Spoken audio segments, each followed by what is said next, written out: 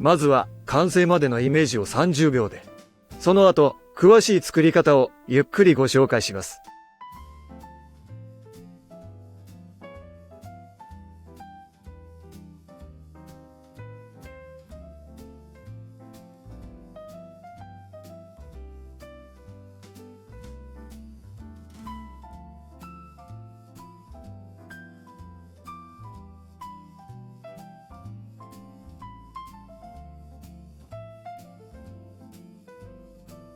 それでは本編を始めます。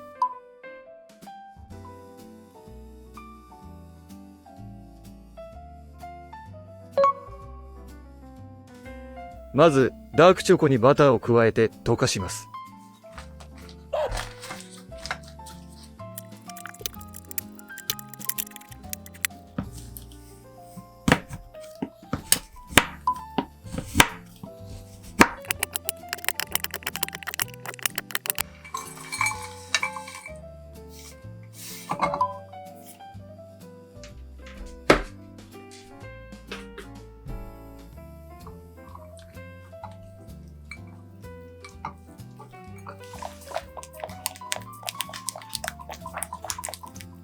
この辺りで予熱を始めましょう。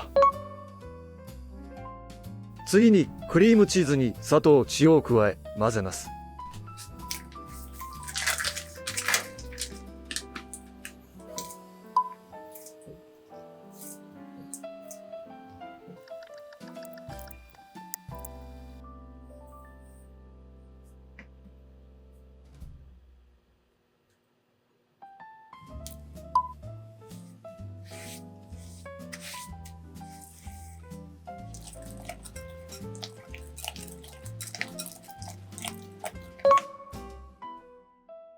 ここでチョコとクリームの2つを合わせ、さらに卵と生クリームを加えます。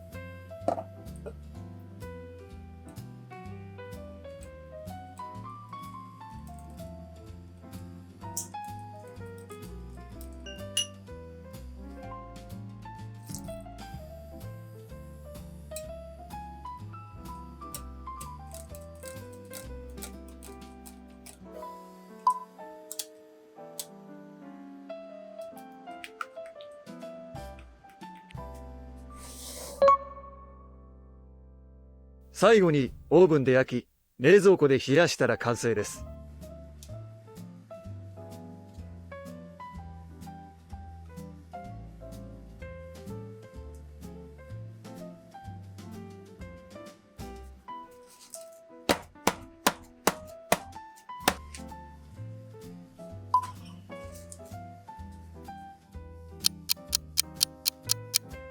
焼き時間と温度はお使いの機種に合わせて微調整してね。